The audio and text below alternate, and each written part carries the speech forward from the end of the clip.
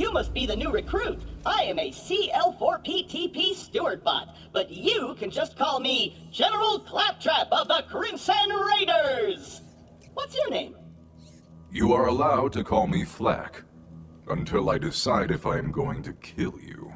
It's hard to say if Borderlands 3 is truly the best Borderlands. It has some of the biggest and best features in the series, but it also showcases the ways in which the franchise can really swing and miss. With this video, we'll identify where Borderlands 3 fails and where it triumphs. The story in Borderlands 3 is its weakest point, there's no denying that. However, it's not all bad. The premise sees the new crew of Vault Hunters chasing down the vaults that were unveiled at the end of Borderlands 2.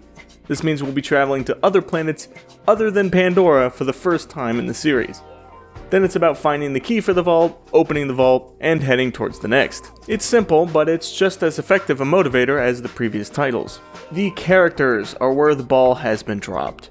The memorable and most importantly, likable characters from the previous two games are gone. Now, don't misunderstand, they're still here. They've just taken a turn for the more serious and unlikableness. What I mean is that the characters, both new and returning, lack any sort of charm you'd expect from the Borderlands series. They act more serious than ever, which means the game is less funny as a whole. Jokes being a part of the game doesn't work well when your characters are this serious, and what's worse is that the jokes that are here suck. There has to be a major shift in writers from the previous entries to here, because the writing in this game is just downright awful at times. Not all the time, mind you, and in fact, I actually think many of these side quests offer more enjoyable dialogue and stories of their own. Ah, you found a human spy. You'll fit right in on Pandora. Give it a try. The two major thorns in the side of the main quest line are Ada and the twins. Ada being a supposedly good guy, and the twins being an obvious villain, if not a good one. You've likely heard all about these folks, so I won't get into any real depth with why they're annoying, but they certainly are.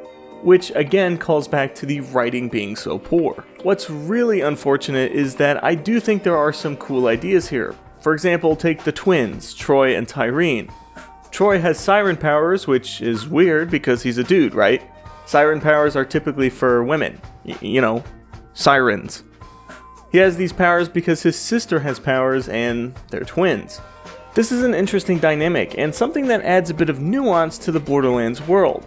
So, do they do something interesting with Troy? Maybe cause conflict between the two? No, they're cringe-filled, dated pop culture slot machines where you pull the arm and hope for a joke that at least will have you shooting a little bit of extra air out of your nose. It probably won't. But as with any true Borderlands game, the story and characters are only half of the equation. So how does the gameplay and loot stand up? Well, very well, extraordinarily well. Yes, the biggest problem with Borderlands 3 is that under all those terrible jokes and cringe-worthy writing, there's an incredibly well-made looter shooter here. Each class has a multitude of perks and abilities to choose, and the loot is as plentiful as ever. There are more pieces of loot in this game than the rest of the series combined. I don't actually know if that's true, but it certainly feels that way. In the previous entries, you'd be farming bosses to get a lot of specific pieces of equipment. Here in Borderlands 3, however, there are way more ways to get what you're after. You still got your boss farming, it wouldn't be Borderlands without it. But there are also alternative spots to get specific drops, most of which are really well crafted, endgame repeatable activities. After the story, you're introduced to mayhem levels and a couple of new activities. The mayhem levels crank up the enemy health and damage, with the loot also being of better quality. The activities, though, are where I was really impressed.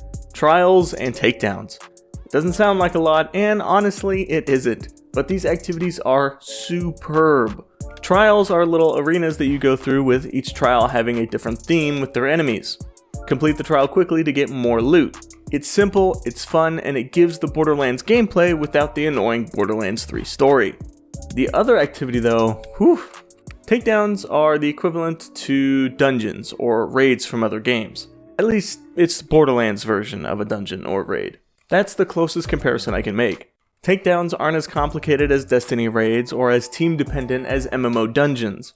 No, takedowns aren't just copies, they're specifically designed for Borderlands, and I think they succeed in a lot of ways. They're more than just shoot enemies, but not too much more. The gameplay of Borderlands is what keeps people coming back, combining your abilities and skills with your guns and equipment to make yourself as strong as possible. I don't want to solve a bunch of puzzles or have to learn deep mechanics to complete this, but I am willing to stand on a plate or figure out how to get around a boss's shield to hit him. They hit a sweet spot where the activity is a bit longer than usual, giving you a goal to reach the end, but they're also not all that complicated. So if you want to do one for yourself or have a friend join you, you don't need to watch a video guide beforehand. Takedowns are by far my favorite addition to Borderlands 3, and I really do think that these could become iconic to the Borderlands name should they continue making them. One final thing I'd like to discuss is the Battle Royale mode. Yes, I know, boo all you want, get it out. Okay, that's enough, thank you, okay, that's good. The Battle Royale mode, Arms Race, is an interesting idea. I think this could work a bit better in a roguelike mode, where you start with nothing, lose everything when you die, and extract loot on the way, but not in a Battle Royale. This mode feels like an idea rather than a fully fledged game mode. I do really like the idea though. Borderlands can get pretty crazy when you're at max level and you pretty much obliterate everything, but starting a fresh character sometimes isn't the most fun, especially with the story we discussed earlier. So having a game mode where you can go in and get a more gunplay based experience is nice. Like I said, I think ditching the idea of the storm and going for a more refined roguelike mode would be awesome. Will it happen? Probably not. Would it be cool if it did? Definitely. This brings us to the end of the video. If you watched my previous Borderlands video, you'll have noticed that I dropped the structure from that in favor of less topics. Well, simply put, it's because no one watched that video. But I still felt committed to talking about the third entry, so here we are. Borderlands 3 as a whole is half and half, split right down the middle. Half of it is cringy writing, unlikable characters, and a forced message with Ada. Terrible. On the other half, though, is a direct improvement in almost every way to its predecessors. Gameplay is as solid as ever, characters have more build options than ever, loot is as interesting and as varied as ever, Endgame is as full as ever. It really is an amazing game to play. But as with any Borderlands title, the characters and story are a big part of it, and having them taint the experience rather than lifting it up really hurts this game. But as always, those are simply my thoughts. Let me know yours down in the comments. What improvements would you like to see for Borderlands 4? Until next time.